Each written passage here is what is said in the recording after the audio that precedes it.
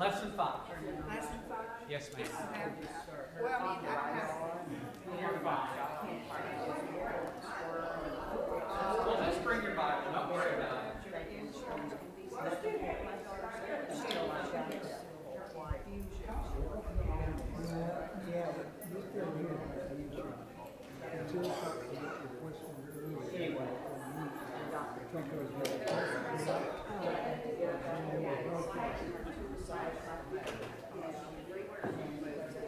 Plus, moving to a new place, you go in, don't be anything less than nothing.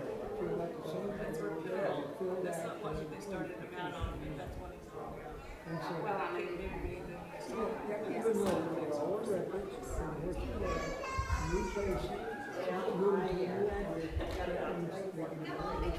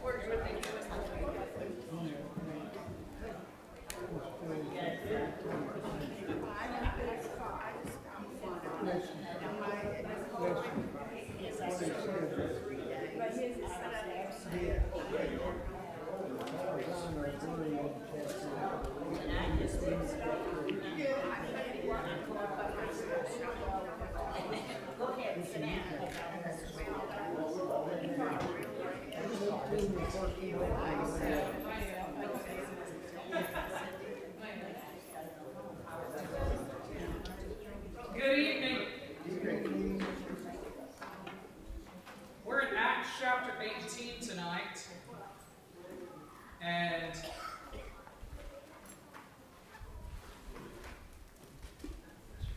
we will be looking at the Bema as we get started tonight. Willie, have we got the recording going? Yes. Okay, I'll get the mic.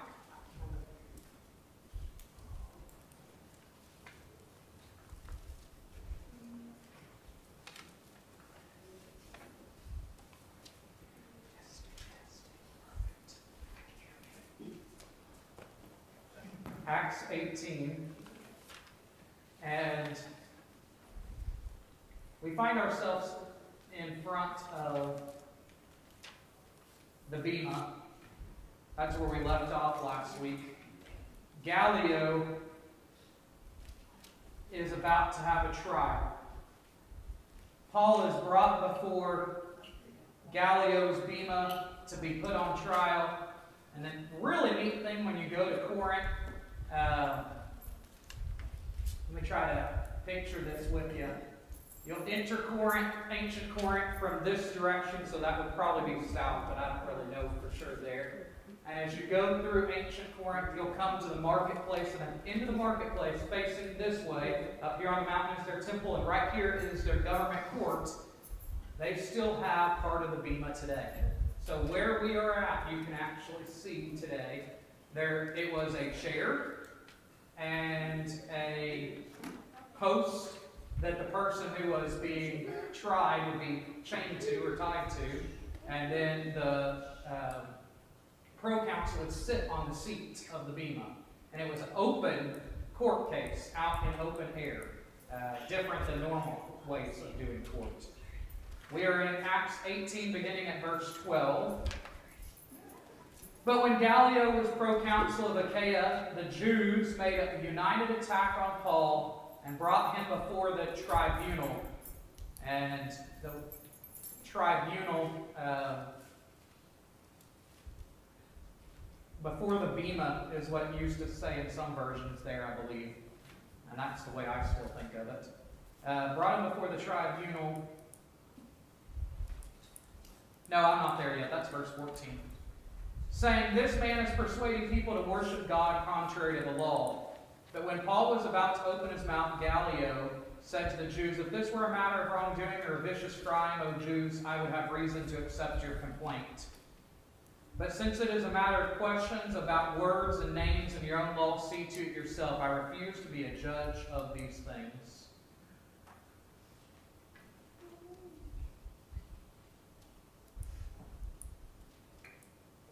It's interesting that the only thing I have there is tribunal. Does anyone have bema in their version?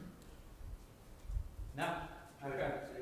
All right. Well, the bema is a raised platform that he would go, and there was a portable chair that they would put on this platform. He would sit on this chair, and he was able to judge an open marketplace. And the platform would be covered in purple cloth, and the proconsul would seat himself on the chair, and his court would be in session. On the days that court were in session at the bema, it was really neat. It's a lot like we find with the Old Testament kings. Anyone was allowed to take a case before him. So this was not your traditional court. This was open court for anyone to bring a grievance before the proconsul. The proconsul here, his name was Gallio. We're going to watch a video about Gallio before we read further.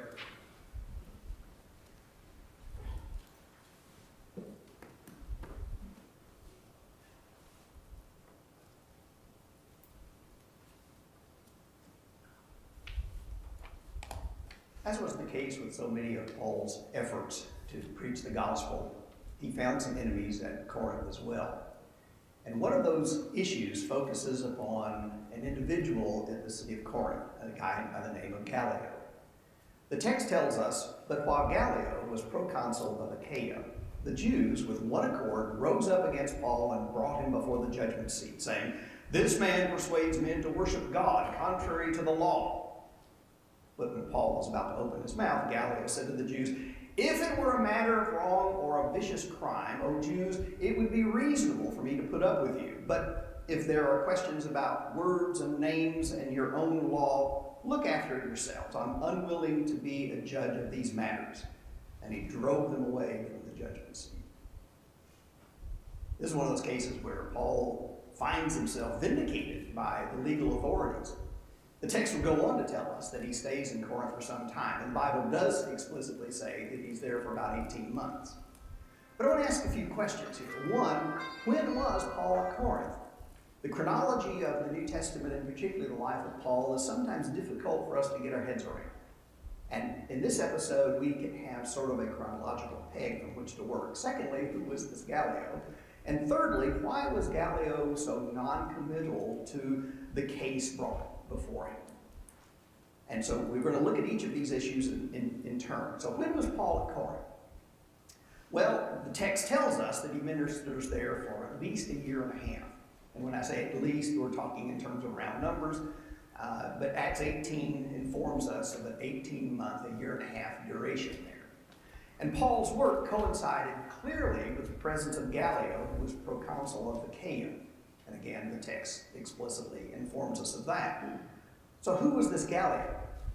Well, first, to look at some of the heritage. He's the son of Seneca the Elder, a historian and rhetorician of the ancient world. Rather well known. Many of his works have been lost, but we do have the impression from other records that he was someone of some influence. Gallio was also the brother of a well-known statesman and philosopher, Lucius Annaeus Seneca, who, again, was his brother. But this guy, Gallio's brother, became tutor of Nero, who later, of course, became emperor. Secondly, Nero accuses Lucius Annaeus Seneca of plotting against his life and ordered this Seneca to commit suicide.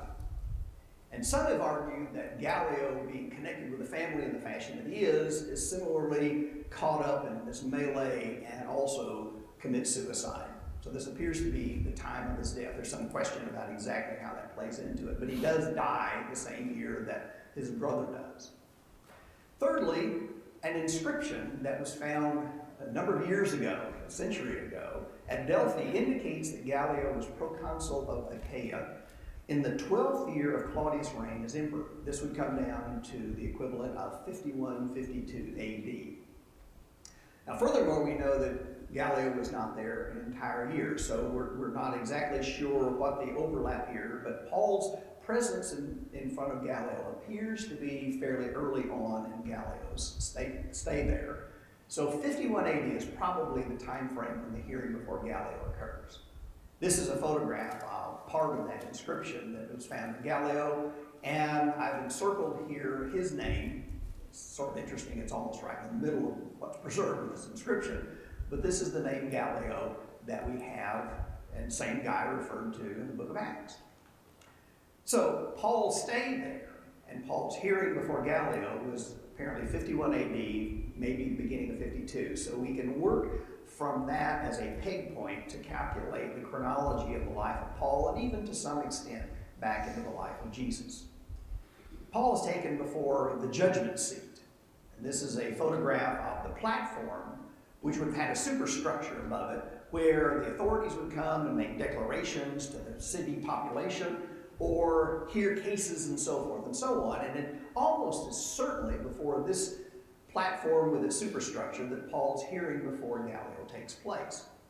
And that, of course, is cut short because Gallio refused to listen to what the circumstances are. Why is Gallio so noncommittal? Well, first we look at what he specifically says. He says, there's no wrong that's been committed here, no vicious crime. If there had been, then I would have to listen to your case. Hence, he views what is going on here as of no concern to Roman law. But secondly, there are possible, and I emphasize the possible, anti-Jewish sentiments that prevail here. This takes place on the heels of Claudius' expulsion of Jews from the city of Rome. And within certain parameters, Gallio is operating as a Roman authority here, and there are elements of an anti-Jewish perspective that already take place. His brother, Seneca, has called the Jews in some of his writing a most pernicious race. Now, how much Gallio subscribes to his brother's beliefs, we don't know. Augustine, later in his City of God, is going to refer to this quotation by Seneca, but this appears to come out of some of the writings of Seneca that are lost. Thirdly, we have to recognize he may simply be trying to avoid getting embroiled in local controversies. Politicians are sometimes that way. But nonetheless, Paul still escapes the consequence of the anger of the Jews and is able to go on with a very significant ministry for a pretty significant amount of time. But I'm reminded of Paul's statement in 2 Corinthians 5, when Paul is writing to these brethren who surely are familiar with what had happened when he was there, and Paul makes the argument, but we must all appear before the judgment seat. He uses the same word that is described as his hearing before Gallio. We must all appear before the judgment seat of Christ, so that each one may be recompensed for his deeds in the body according to what he has done, whether good or bad. Paul is affirming that the judgment seat before which we're going to stand is going to be absolutely neutral and fair. And that's something that we can tuck away with confidence. All right, we didn't have anyone that had the word bema, but how about judgment seat? Does anyone have that in their translation? Okay. Can you read that for us, Arthur? The King James. Yes, sir.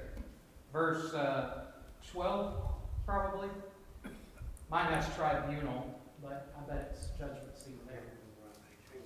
Acts 18:12. And Gallio was the deputy of Achaia, and the Jews made insurrection with one accord against Paul, and brought him to the judgment seat. Judgment seat. So the word judgment seat there in the Greek is the bema we were talking about. And it's the same word that when Paul turns around and writes to the Corinthians, he says, one day we will all stand before the bema of Christ. So he's calling upon that familiar thought to them that they say day in and day out, but probably also the memory they have of when he went before the judgment seat of Gallio. All right. Well, from our video, we learned quite a bit about Gallio. Who was Gallio? What's an important fact you heard? He's proconsul. Say it again. He's a proconsul. He's a proconsul. All right. What else? Brother Seneca. brother of Seneca. His brother was the tutor to Nero. But then his brother made Nero mad and became a forced suicide. So his brother probably helped him get a good job, and then probably also helped him lose his life eventually. All right? Anything else? Why was Paul brought before Gallio? What did the Jews claim?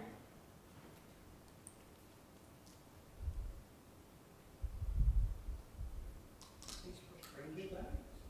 Strange things, yes? He's persuading people to worship in ways that aren't accepted. He's persuading people to worship in ways that aren't accepted. Now, there's two ways to hear that, and maybe they did that intentionally. Contrary to God's law, or it could be contrary to Roman law. And I bet they intentionally left it ambiguous for him to assume, hoping he would assume Roman law, because Roman law had this rule. Very simple. Well, I'll tell you a Mongolian rule, and then I'll make the relation for you. In Mongolia, we had freedom of religion. Constitution said freedom of religion. Yet, every week when we worshipped, it was illegal. Why was it illegal? Well, because you had to be a government-authorized church. Well, how did you become a government-authorized church? Well, they stopped accepting anyone. Well, you could try, but they pretty much stopped accepting anyone about a decade and a half ago. So pretty much as soon as they offered it up, there's a few years where everybody put their name in the hat and tried to become authorized. After that, no one can be added to it. Very similar to Roman law. So the way Roman law works is when they take over a nation, you can keep your nation's religion, and that is legal. You cannot add a new religion. So Judaism's, when they took over Israel, Judea, their religion was Judaism. So that will never be illegal. It's not supposed to be, according to Roman law.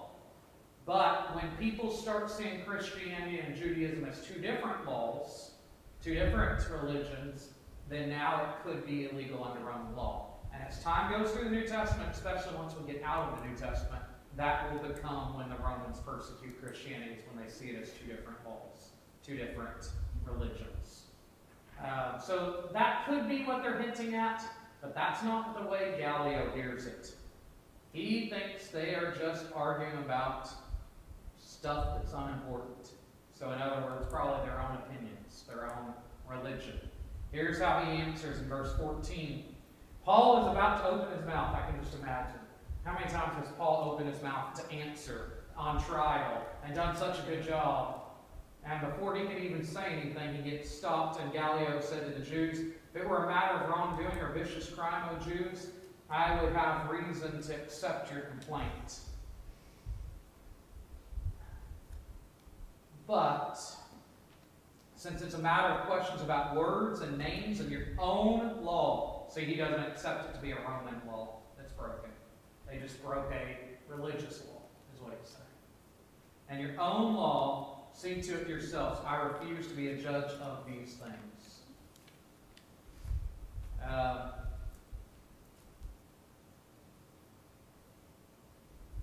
Settle amongst yourselves. Pretty much his decision. Now, this decision is going to be very, very significant. I think we've got a slide. Yep. This is a landmark decision. This is a landmark decision because this is the first of its kind that's happened in Acts. Remember, well, I'm going to tell you one other thing I really thought was important to catch in the video. We know the exact date this happened. What date did he say that this would have been Gallio ruling over Corinth? 51 to 52, and Paul would have been there towards the beginning. So probably exactly 51. So we've got a very exact date. Well, there is something called religia licita, which just means permitted religion. Well, for the next 10 to 12 years, all the laws, all the rules, according to Romans, is they consider Christianity a permitted religion. His case right here was a landmark case. Because once a proconsul said this religion didn't violate our law, that can be quoted in court after court from then on, because now they have a proconsul on record saying Christianity is not breaking Roman law. It's now a permitted religion. And so what the Jews just did actually majorly backfired on them. Because instead of, when they said this is breaking law, he says this has nothing to do with our law. So now it is an accepted religion. And that can be used for the good of Christians in any society, any town that's like this one where they have a proconsul and they're under Roman rule. They can quote this court case. And so this continues on for 12 years. But then in AD 64, Christianity is now considered an unpermitted religion. So for the next 12 years, Roman law will back up Christianity. What changed? Well, Nero. You remember what happened to Rome? The fire. Some say, there's a difference of opinion here. Some say Nero set fire to Rome, right? That's the history that we all lean towards. There's even fun little stories about how he played the, what was it, fiddle? Played the fiddle while Rome burned.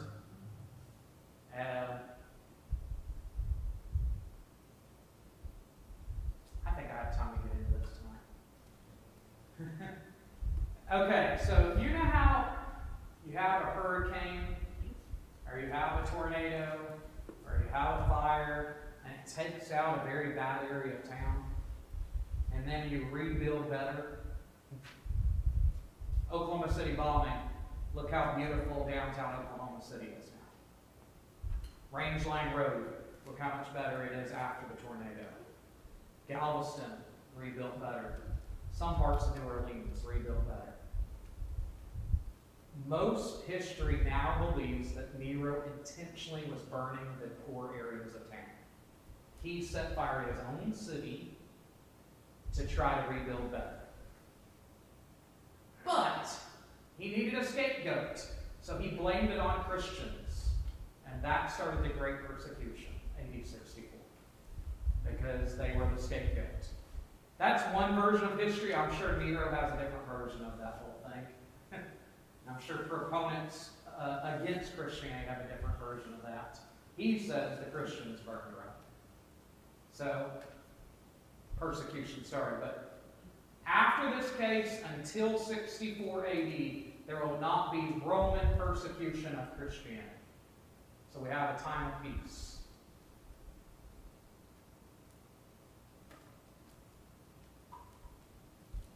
Verse 17 and 18. They all seized Sosthenes, the ruler of the synagogue, and beat him in front of the tribunal, in front of the bema, in front of the judgment seat. But Gallio paid no attention to any of this. I've got two different theories here. I don't have a perfect answer, both of which are interesting.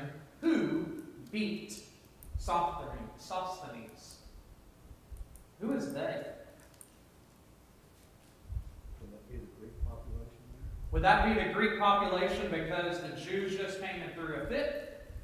And Gallio was saying, why'd you bother me? So the Greek population turns on the head Jew that was just causing this issue.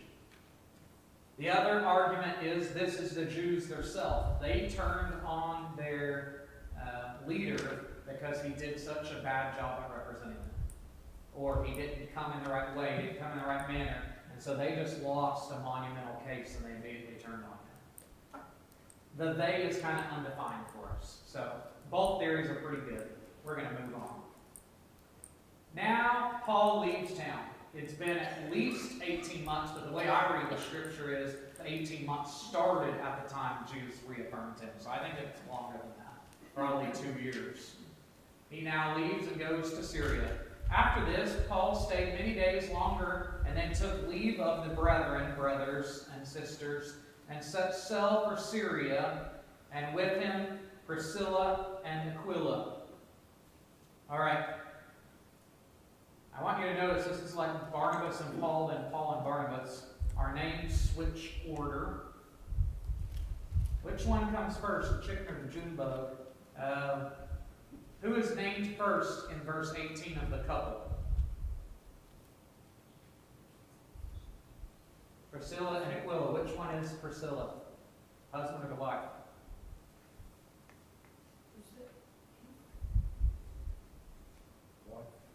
The wife. In a few verses, people are going to use that as a major argument about women teaching. I just want you to know it happened before then. So when we get down there, we can argue that in a minute. But for now, I want you to notice the wife already starts getting mentioned first. Is it significant? I'm sure. Anything in Scripture is significant. We don't know why. Okay? I do know this. When I always talk about my currently living grandparents, I always say Grandma and Grandpa. Grandma Dessa and Grandpa Kenneth. There are some couples you do that with, right? You always list the wife first, and there's other couples you always list the husband first. Harley and Wanda. Rosie and Arthur. Right? There's certain couples we always mention the woman first. I don't know why. But in a few verses, people are going to make a big to-do out of her being mentioned first when it comes to teaching. But I want you to notice it didn't start there. She's already getting mentioned first. Okay? Let's keep reading. So they go and they get to the seaport at Cenchrea. He had his hair cut, for he was under a vow. I've been to this place. There's an old church building on the location. It's now underwater, this old church building, because the sea has moved over time.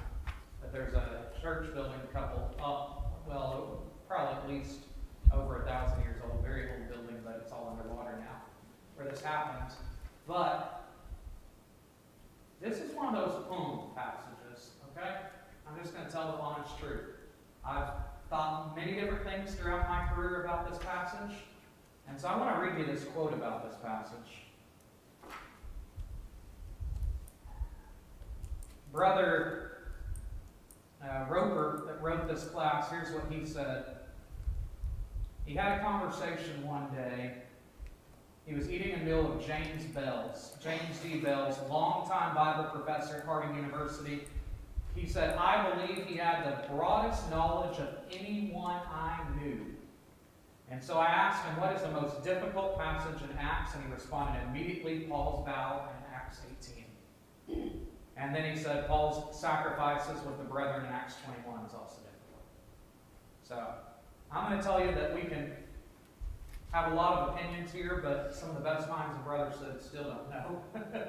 So I'm happy to be a part of that opinion, that I don't know. Vow. So Old Testament vows are where you made a promise to God to do something. Sometimes this promise was conditional, where you asked God to do something for you. Where you're in the midst of an issue and you say, God, if you will, then I will. You got to be careful doing that, because what happens when God does? Then you better keep your vow, right? So, God, if I get out of this car wreck, I will.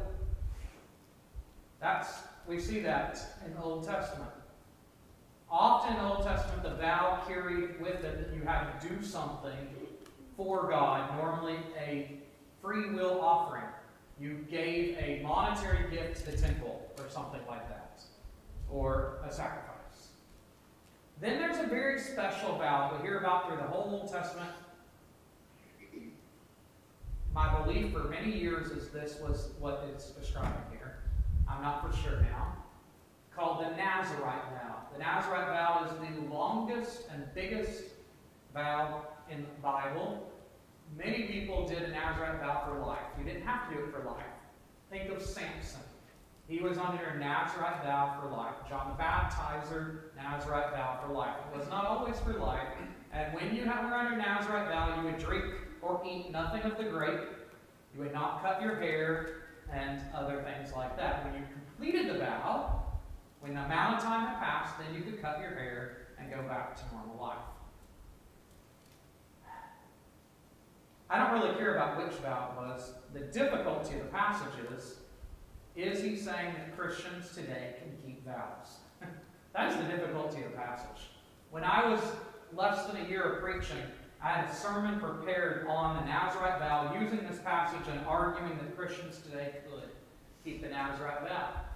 I put my sermon title in the bulletin, and Sunday morning the elders called me aside and said, "What are you preaching tonight?" And so after hearing their beliefs, I preached 90% of the sermon that night, but I said, I don't know if it's something we can do for Christians or not. As years have passed, I still don't know. Okay? All right, there's my honest truth. I used to believe that this was something Christians could do. A lot of good people believe that this is something that died of Judaism, that vows died of Judaism. I don't know the exact quote of the verse, but Paul said, to the Jews he came as a Jew, to the Gentile, to the Greek I became a Greek, that by all means I might save some. Yes. And when I think of this, I think this was some way to reach some souls that he wouldn't be able to reach any other way. Yeah. Some people try to argue, and I had trouble with this, that he had entered the vow before becoming a Christian, and it was a many, many year vow, and it's just now coming to a conclusion. I don't like that argument, but maybe. All right, we're moving on, because we're not going to be able to answer that tonight. And if you want to, maybe we could spend a couple hours just arguing on that, but not tonight. Maybe y'all can help me come to some answers, because I thought I knew the answers 15 years ago, and now I feel less sure than I did then. Acts 18, he now goes to Ephesus. 18, 19 through 21. And they came to Ephesus, and he left them there, but he himself went into the synagogue and reasoned with the Jews. And when they asked him to stay for a longer period, he declined. But on taking leave of them, he said, I will return to you if God wills. And he set sail from Ephesus. Very, very short description of his time here in Ephesus. We're going to have a lot more about Ephesus with Paul later. But I want you to notice, first of all, who did he leave in Ephesus?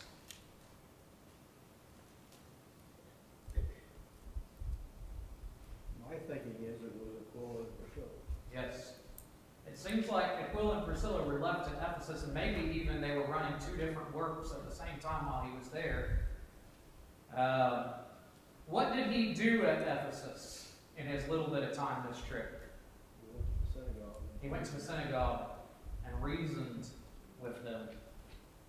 How many conversions are discussed with his reasoning? None. Did Aquila and Priscilla convert? Probably. We're going to learn about a guy in a minute that I think converted the most probably here, or, well, brought to belief the most here, and that's Apollos. But we don't hear anything with Paul. The second journey ends. In one verse, we have a big, long ending to the second missionary journey. When he had landed at Caesarea, he went up and greeted the church and then went down to Antioch. Caesarea is a 300-mile journey. This is a long trip, probably at least a week. A week-long journey, but there's nothing to report, so probably no mission work we need to hear about, so Luke didn't tell us. Then he gets to Caesarea, and Caesarea is where Philip had settled. You remember Acts chapter 8? One of the 7 servants of the church named Philip became Philip the evangelist. Philip the evangelist traveled evangelizing and then made his way to Caesarea. We're going to meet up with him at the end of Paul's missionary journeys when he hosts Paul in his house. But for all we know, Paul met up with him now. We just don't hear about it. There's another person that lives there. Cornelius lived there. So 2 great Christian brothers were in this city.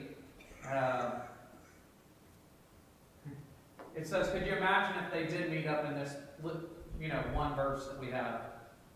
Hello, Cornelius. Hello, Philip. I heard all about your work that you did before I became a Christian. What's happened since then? I mean, I'm sure he may have heard of Philip or Cornelius, but we don't know if they met on this part of the journey. The tour was a 3 to 4 year tour from 50-ish to 54-ish AD. The journey had been through southern Galatia with the help of some new workers. Who was his new workers on this tour? Really, all of his workers were new practically, right? We got Paul and Silas, good. Who else? Timothy? And then Luke was with him on this journey for part of it too. Luke would not have been as new as the others. He went to many congregations that were already there, but then he planted some new congregations in Philippi, Thessalonica, Berea, Athens, and Corinth. And then the third journey begins. I think it's really funny how they divided chapter 18 and 19, but they didn't divide the second missionary journey and the third missionary journey. If I was doing chapter headings, I might have divided it right here. But they didn't. All right, so it says, after spending some time there, he departed and went from one place to the next through the region of Galatia and Phrygia, strengthening all the disciples. This is how the second missionary journey started. Third missionary journey starts in the same way. He goes back and strengthens Christians. He doesn't leave those churches all by themselves. They get another visit. This journey takes a land route from Antioch north to Tarsus. From there, the Cilician gates into the elevated tablelands of Laodicea, Pisidia, through Derbe, Lystra, Iconium, Pisidian, Antioch. Now we get to meet a new guy. Apollos. I really wish, and maybe it's my misunderstanding of the passage, some say I'm wrong, but I believe chapter 18 and 19 are talking about the same subject.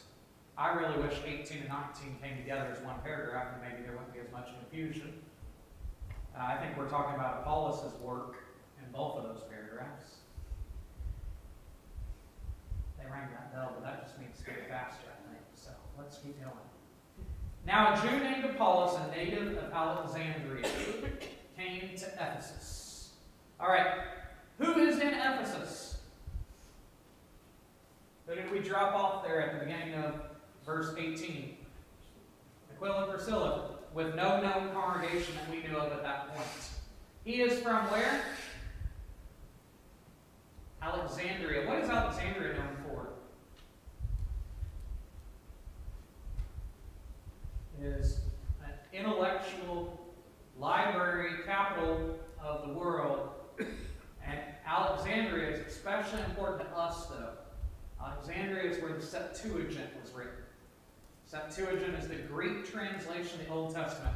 When Jesus quoted, when the apostles quoted, most of their quotes were not from the Hebrew Old Testament. They were from the Septuagint. Septuagint was translated in Alexandria. So he's from a very intellectual place, and we're going to find out he's a very intellectual man. He was trained at the best. He was an eloquent man. This means that he had been trained in speaking and in debating. He was competent in the Scriptures. What Scriptures? The Old Testament Scriptures, probably the Septuagint, right? He had been instructed in the way of the Lord and being fervent in the Spirit. He spoke and taught accurately the things concerning Jesus. Did Apollos teach anything wrong? Was he a false teacher? No, he was not a false teacher. He just didn't have full knowledge. There's a big difference. If you sit through a Sunday morning or a Wednesday night class, you're probably going to hear from a teacher that doesn't have full knowledge, okay? I don't have full knowledge. But it can be dangerous if not having full knowledge deals with something like salvation. And so he was not a false teacher. And probably, if you look around in our community, there are probably some denominational pastors and other people that you meet, definitely some members of denominations that are not ever intending to be false teachers, but they need more knowledge. There are false teachers, though. False teachers are where someone knows the truth and they teach the opposite, where they're trying to hurt the cause of Christ. He was not that. He was fervent, instructed in the ways of the Lord, accurate in the things concerning Christ, though he knew only the baptism of John. And he began to speak boldly in the synagogue, but when Priscilla and Aquila heard him, they took him aside and explained to him the way of God more accurately. People love to make that passage that Aquila is teaching. But what's the passage actually say? Who is teaching? They. They're a couple. Okay? Let's not try to put which one was doing the leadership role there. The couple taught him. Okay? Where did they teach him? Home, Sorry. your home. At home. That's right. They didn't correct him publicly. He was still doing a good job. They didn't want to run his reputation. They wanted to teach him more so he could teach better. And when he wished to cross to Achaia, the brothers encouraged him and wrote to the disciples to welcome him. And he arrived. He greatly helped those who through grace had believed. For he powerfully refuted the Jews in public, showing by these scriptures. What scriptures? The Old Testament scriptures. That Christ was Jesus. Apollos knew his Old Testament inside and out. He was a scholar, a debater, a speaker, but he did not know the full message of Christ. His message ended at John the Baptist.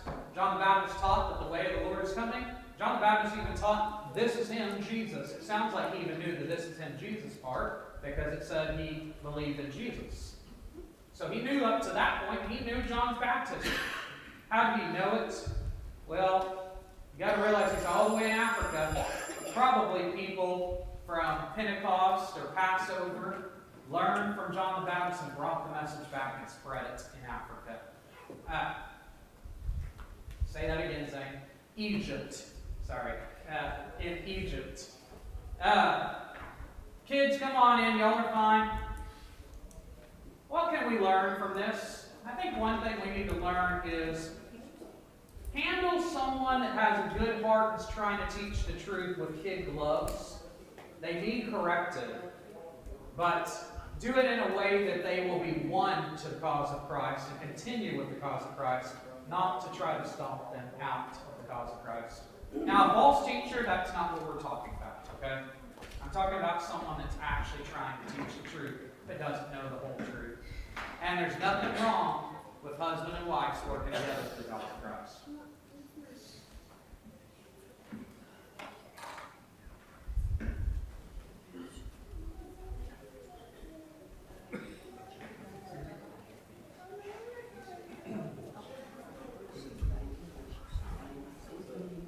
I had to remind myself I was on mute.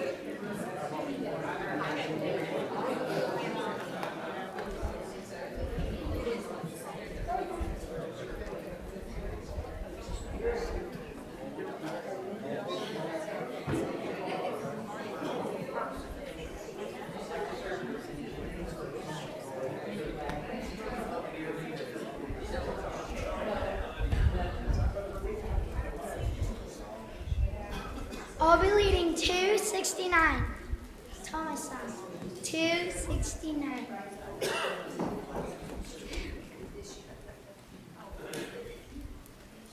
Jesus, you are all to me. Why did you die on Calvary? O Lamb of God, I fail to see. How is this be part of the plan? They say that you're alive again, but I saw death and every sin reach out to claim their darkest sin. How could this be part of the plan? If I could only hold your hand and touch the scars where nails were driven, I would need to feel your side where holy flesh by spirit was riven. Then I believe, only then I believe. Your cruel death was part of the heavenly plan.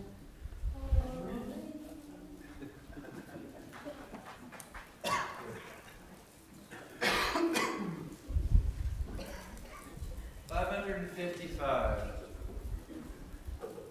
555. All three verses.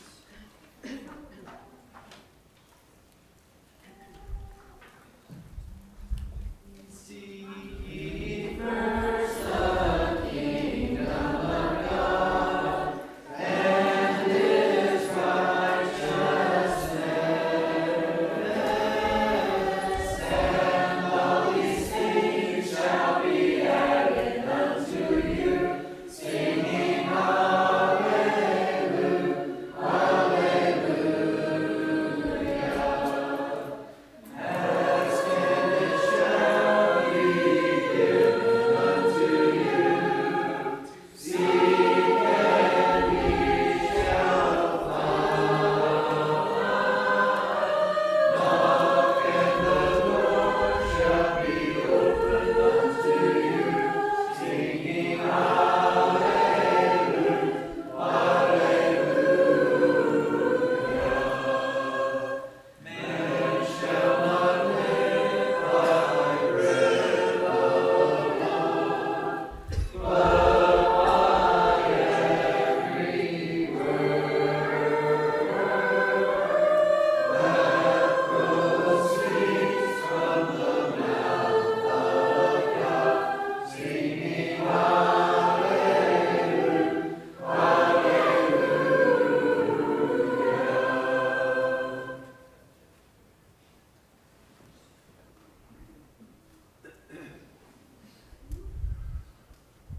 290.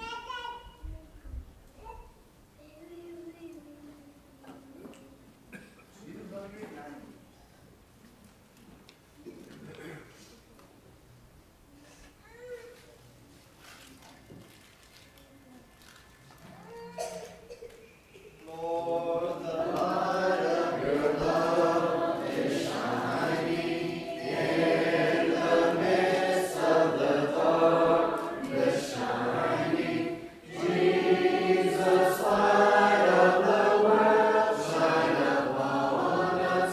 Set us free by the truth you now bring us. Shine on me. Shine on me. Shine, Jesus, shine. Fill this land where the Father's glory reigns.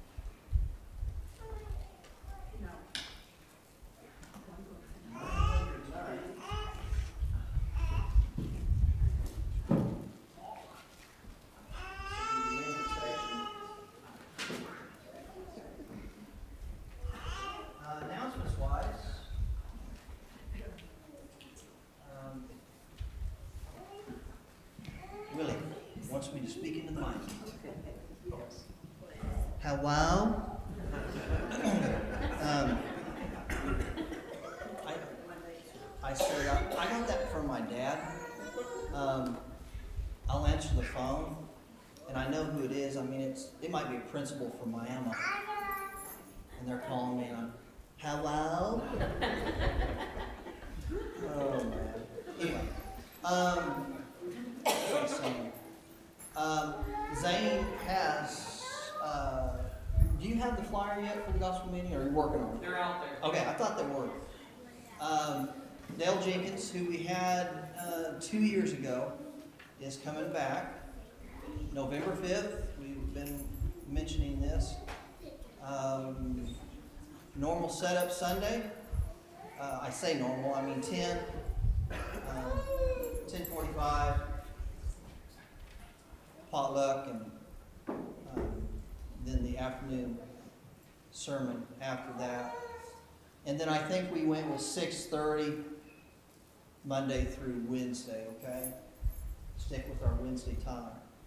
So Monday through Wednesday, 6:30. Some great titles. You can see him out there on the flyer. And I enjoyed listening to him. Where's he at now? Is he still back east?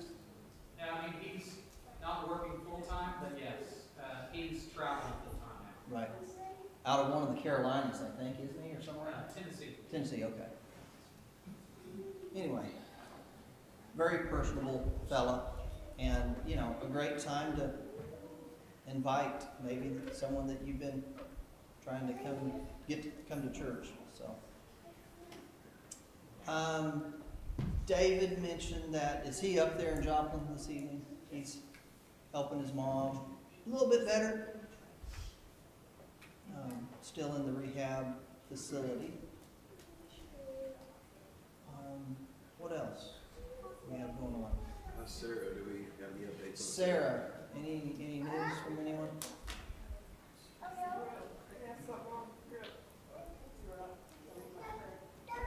Talking about Sarah? Sarah, She's much better. much better. They've taken her off of the antibiotics. They've removed her catheter, and we're hoping that they'll discharge her from the hospital Friday. They have not said that, but we're hoping that they'll kick her out Friday. Okay. She's a whole lot better. Today she spent a big part of the day out sitting in the chair watching TV, and without the catheter, she's got to get up and walk to the bathroom. So she's getting, she's moving around a little bit, getting a lot better than she was. Good deal. So, those of you online, Sarah is much better. Hoping to be out of the hospital maybe into this week. She's been in there 2 weeks in the hospital.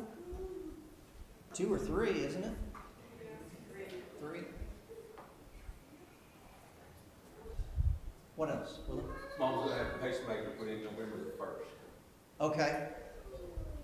Willie's mother is going to have a pacemaker put in November 1st. What else? Is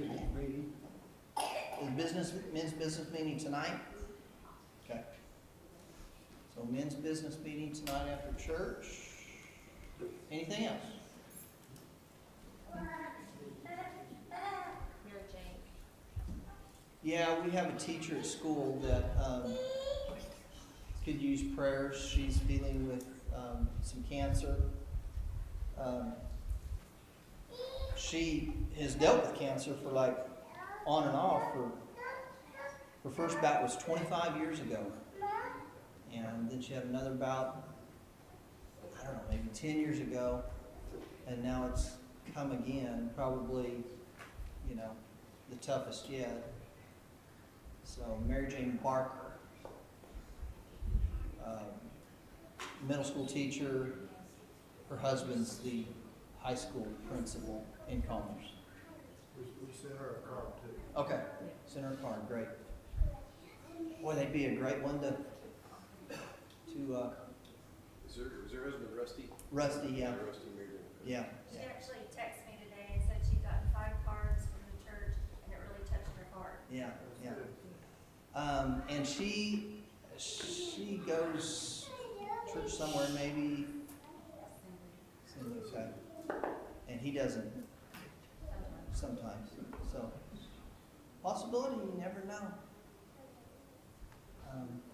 But they definitely can use prayers. Our live groups meeting Sunday morning at 9:10, and it's already in the bulletin, but Okay. 90% of Sunday's morning is just a Devo, so anyone that wants to come can come to the annex, it's fine. Okay. We'll let you in, we'll adopt you. Which group is this? 4. 4, okay. So group 4 is going to meet at 9:10 Sunday morning in the annex. And you're welcome. It's a Sunday morning Devo before class at 10. We adopted him Saturday, so. You did. What about Sweet Creek and Chloe Drive? Okay. Well, let's stand, and the invitation is open to all. If you have a spiritual need, or if you'd like to put Christ on baptism, now would be a great time to come forward while we sing 909.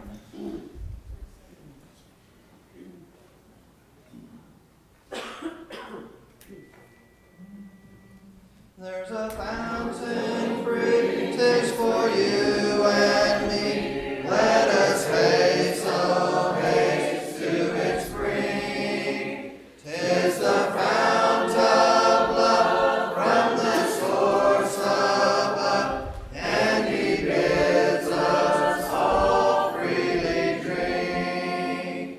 Will you come? Will you come to the fountain free? Will you come? Will you come? 'Tis for you and me, thirsty souls. Thirsty souls. Hear the welcome call. 'Tis a fountain open for all. There's a rock that's cleft, and no soul is left that may not its pure water share. 'Tis for you and me, and its stream I see. Let us hasten joyfully there. Will you come? Will you come to the fountain free? Will you come? Will you come? 'Tis for you and me, thirsty soul. Thirsty soul. Hear the welcome call. 'Tis a fountain open for all. You would please pray with me. Dear Heavenly Father, thank you for this good time that you've given us. We realize that all time is precious, and that life is short, and the days are fleeting, and help us to use each day to the fullest, realizing that can never come back again. And be with each and every member here, be with those that have been mentioned tonight, especially those that have been mentioned, and help them regain their health and be back with us soon. That's what we ask and pray for. We believe that you are in control of all things. We're sorry that mankind has let you down and that sin is in the world, and we realize that the devil's hard after us. Please help us to deflect his advances and help us to follow in your footsteps. In Jesus' name we pray. Amen.